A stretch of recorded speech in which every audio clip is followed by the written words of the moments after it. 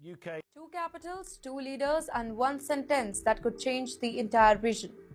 Bring it on. That was the mood in Tehran, and Washington turned up the heat here. You're watching Times XP. My name is WW3, and let's rewind a little bit. From the United States, Donald Trump issues a warning, loud, clear, and public. He says that if Iran moves ahead with its nuclear or missile plans, the response will be overwhelming military forces. No ambiguity here. No quiet diplomacy, just a threat broadcast to the entire world. Tehran didn't stay silent either. Iran's president, he responded, so did his senior military and political officials here. Their message? Attack us and you will regret it. Not a warning, a promise. Iran's language was carefully chosen. They spoke of regret including response. Not symbolic, maybe not limited. A response meant to hurt. Now let's pause here because this really matters. Iran insists that its missile program is purely defensive.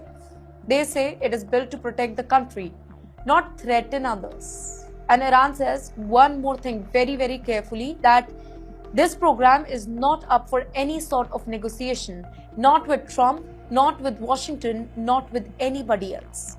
Tehran also accuses the US of crossing a red line here. Iranian officials say that American demands violates existing international agreements. It violates past nuclear understanding and basic principles of sovereignty as well. In short, Iran's argument is simple. You don't get to decide our defenses here, and in the meantime, the rhetoric keeps rising here. Threats answered with threats, warnings answered with warnings. And history tells us that this is how miscalculation begins. That's why other powers are stepping in now. Russia is urging restraint. So are several global powers here. You know what's their fear is? Well, their fear is that one wrong move, one strike, one misread signal could ignite a regional firestorm. And remember the region we are talking about here, the Middle East. Already tensed, already armed, already fragile. Any US-Iran clash, it wouldn't be bilateral, right? It would ripple across Israel, the entire Gulf, Iraq, Syria. In the end, here's where it leads us. On a knife's edge, Washington says, don't test us. Tehran says that we are ready. Neither side is backing down. Both the sides believe that deterrence means strength here. That's right. Ladies and gentlemen, this is not just tough talk. This is signaling, this is posturing, this is power politics. Live, public and dangerous, because when leaders, they stop whispering and start daring each other, the world, the entire world rather, everybody should pay attention. This standoff is far from over. Amid reports of the mass protests in Iran turning deadly, President Trump now warning if Iran shoots and violently kills peaceful protesters, which is their custom, the United States will come to the rescue, locked and loaded, and ready to go. A top Iranian security official warns American interference would lead to the destruction of American interests. Video circulating online shows the countrywide protests now ongoing for nearly a week. In this video, demonstrators marching, taking up an entire street. What started as protests against Iran's economic crisis, caused in part by sanctions imposed by the US and UN, has expanded into some protesters chanting, "Death to the dictator." Iran's president says their government is at fault for the economic crisis, telling Iranian officials not to blame the U.S. President Trump earlier this week asked if he would support overthrowing Iran's government. I'm not going to talk about overthrow of a regime. They've got a lot of problems that are in. They have tremendous inflation. Their economy is bust. Their economy is no good. And I know that people aren't so happy. This week, President Trump has been more vocal against Iran, threatening to, quote, knock them down if they try to rearm. Over the summer, the U.S. attacked 3 nuclear facilities in Iran. Perry Russom, ABC News, Washington.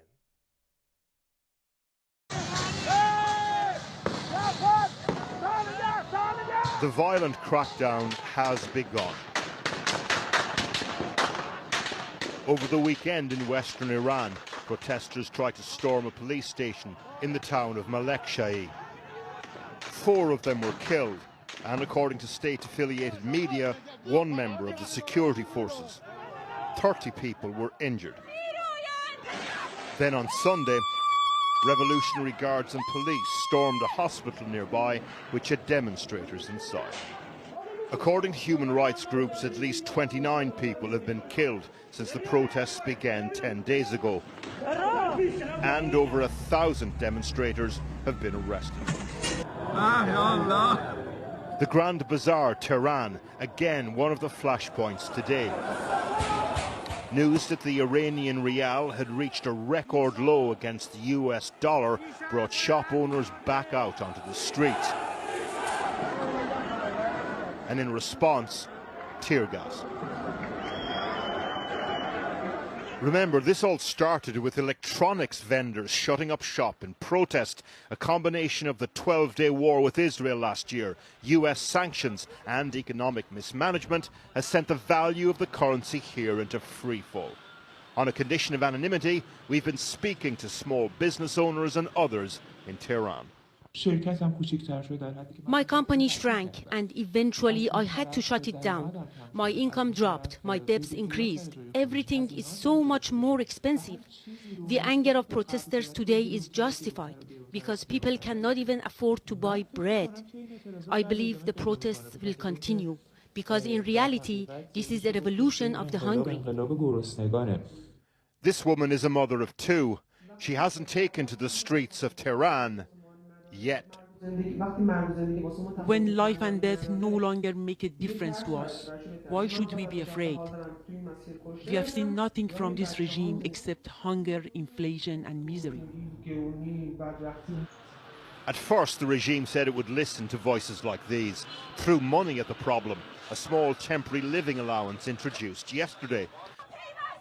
But at the same time made it clear their patience was running out with the protests. And this is what that looked like in the city of Shahrokord today. This may have started as a retail revolt, but now it's about much more. That said, the numbers on the streets are not at the same level as they were during the giant demonstrations in Iran 4 years ago. Also, Iranian opposition is still in exile, in prison, or ineffective. The reasons these protests may be different, though, Iran's sphere of influence is degraded, and Trump has said that the US was, quote, locked and loaded if protesters were killed. President Trump has been threatening to intervene in the protest in the manner that happened in June, and I think that makes this very different. So both the economic pressure on the government, the way it's looking at how it can react, but also in the way that the population sees the effectiveness or the utility of these protests is different before, because Iran was not in the circumstance that it is after the 12-day war. Violence erupted on the streets of Malek-Shahi today. It came off the back of the funerals of some of those killed there at the weekend. But during the ceremony itself, the sound of mourning was replaced by this.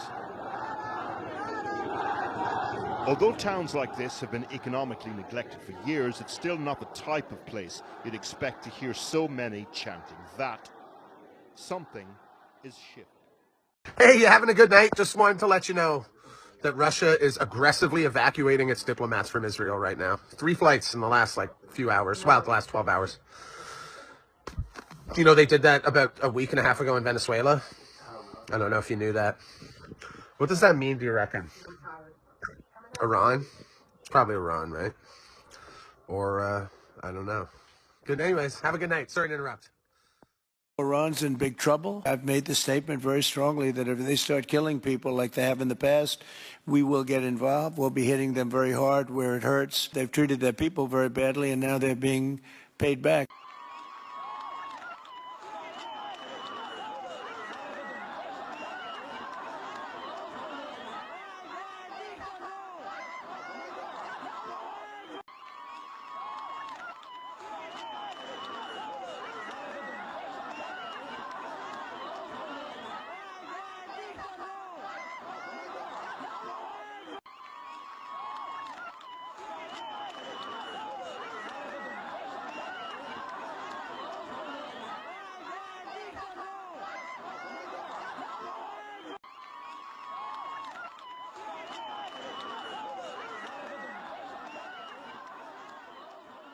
Iran is on the boil. As streets burn and protests spiral into riots, U.S. President Donald Trump openly hints at direct intervention, raising fears of a dangerous new confrontation. And as the chaos spreads, the Khamenei-led regime unleashes a brutal crackdown, branding protesters U.S. and Israeli agents and blaming them for terrorism and arson across the country. Posting on his Truth Social platform, the U.S. president wrote that Iran is looking at freedom perhaps like never before, adding that the United States stands ready to help. The statement offered no details, but its timing was unmistakable. Trump's message came amid nearly 2 weeks of sustained protests across Iran and follows repeated warnings from him that Washington could act if Iranian authorities kill demonstrators. Just a day earlier, Iran's supreme leader broke his silence. Ayatollah Ali Khamenei directly targeted Trump, calling him arrogant and accusing him of having blood on his hands. Khamenei warned that history shows rulers are often overthrown at the height of their power. Khamenei then turned his criticism inward. He accused protesters of destroying their own cities to please the president of another country. The unrest, he claimed, was not organic, but driven by foreign interests. Iranian state media echoed that framing, portraying the demonstrations as a coordinated attempt to destabilize the Islamic Republic from abroad. Iranian outlets also reported a major security operation. Tasnim news agency said more than 200 alleged terrorist organizers of unrest had been detained. Authorities claimed large caches of weapons were seized, ranging from firearms and ammunition to grenades and Molotov cocktails. State media said the arrests were a key reason behind a reported decline in protest intensity. While Iran insists it is restoring order, Trump's message has added a volatile new layer.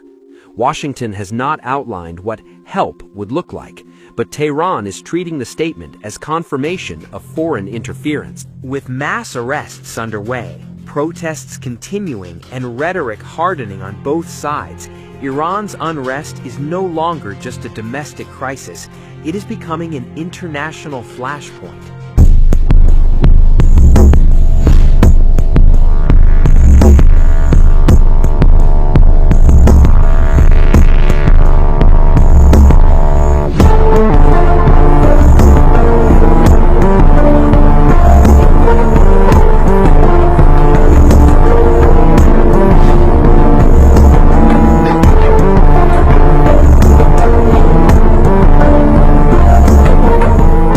Iran's supreme leader, Ayatollah Ali Khamenei, has reportedly ordered the Islamic Revolutionary Guard Corps onto its highest state of alert as nationwide protests entered their 14th day. Senior Iranian officials told The Telegraph the level of readiness now exceeds that seen during last year's conflict with Israel. According to officials, Khamenei has placed his trust squarely in the IRGC, known as the Sepah, rather than the regular army or police. They say he believes the risk of defections within the guards is almost non-existent, unlike other security forces that have fractured during past unrest. One official described the moment bluntly. Khamenei has placed his fate in the hands of the IRGC. The guards are not just a military force, they are deeply embedded in Iran's economy, intelligence apparatus, and political system, making them the regime's most loyal pillar. Iranian officials also confirmed that underground missile cities have been activated. These fortified weapons complexes are designed to deter or respond to foreign threats, signaling that Tehran is preparing for both internal instability and external escalation at the same time. Officials dismissed reports that Khamenei might flee Iran if the situation worsens. One senior source said the supreme leader would not leave Tehran even if B-52s were flying overhead, underscoring the message that retreat is not being considered. A day earlier, Khamenei addressed the nation in a rare and unusually personal speech.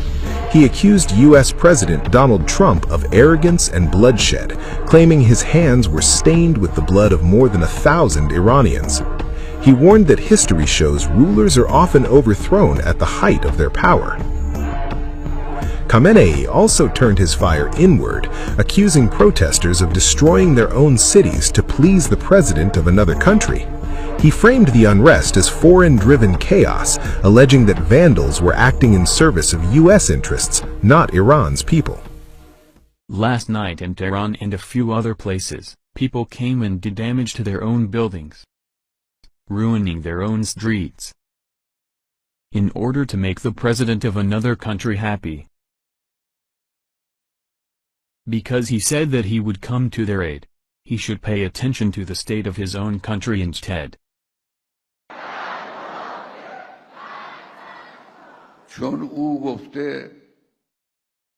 His hands are stained with the blood of more than 1,000 Iranians who were killed. In the 12-day war, Israel-Iran conflict in 2025. His hand is stained with the blood of Iranians. Then he says I'm a supporter of the Iranian people. And people who are not thinking and have no sense listen to him and believe him. Setting fire to bins, to please him.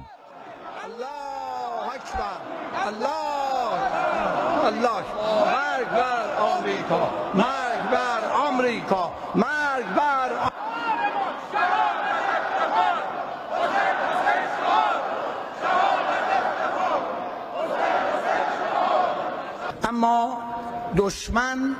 But the enemy did not stop after the 12-day war and started a terrorist warfare from within the country. They had prepared this from before. The plan was to win the military war and do the same from within the country. Because the war failed, this move abortive. But they restated the war and by taking advantage of the rightful demand of the people, ride the wave and committed all these crimes, and in fact entered a terrorist warfare.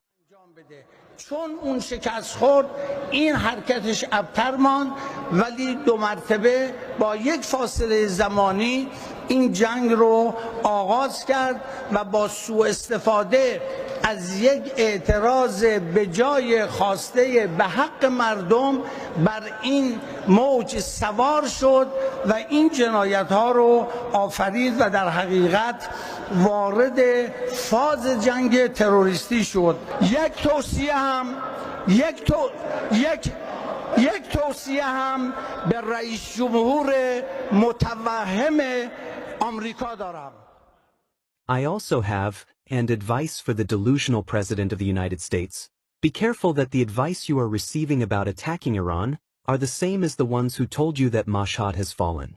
Therefore, so that you are not miscalculating, know that in case of an attack on Iran, the occupied lands Israel as well as U.S. military bases in the region will be our legitimate targets. And with all these clear confessions that you made about invading Iran, we will not limit ourselves to a reaction. We will act based on signs of threats. It was necessary to say this to you and all your allies in the region to avoid miscalculation, otherwise it'll be too late to regret.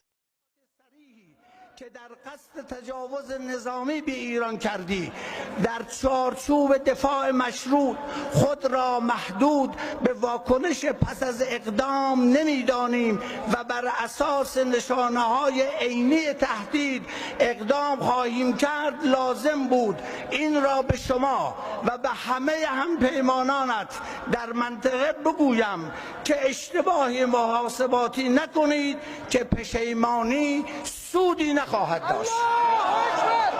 الله اکبر الله الله مرگ بر آمریکا مرگ بر آمریکا مرگ بر